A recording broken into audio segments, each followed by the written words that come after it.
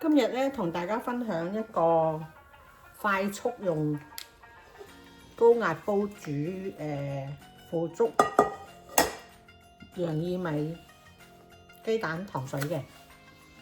咁我哋首先咧，我哋用咗洋薏米啦，8湯匙。然之後冰糖，你哋想減翻個份量，因為對照翻嗰個比例咧，減一半或者減2/3或者1/3都得，你就照減就得啦個比例。跟住腐竹120克，雞蛋。咁首先咧，我哋將啲薏米咧洗乾淨啦。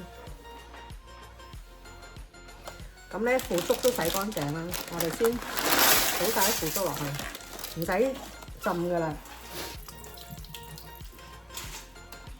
直接抌晒啲材料入去就得啦。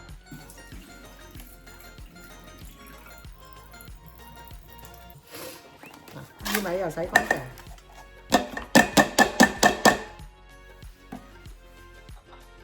然之後就抌埋冰糖落去。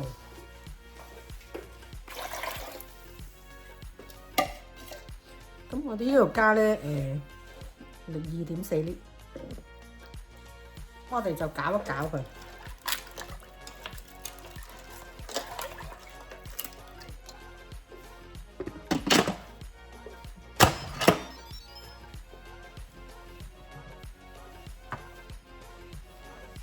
就撳煲竹嗰個鍵，30分鐘。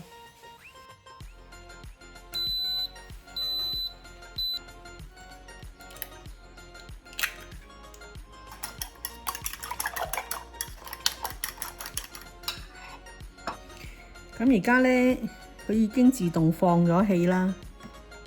我哋唔好將佢排氣，由佢煮到。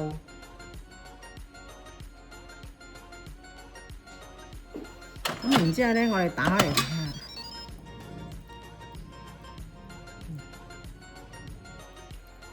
咁我哋煮好咗拎出嚟咧，直接倒啲雞蛋落去。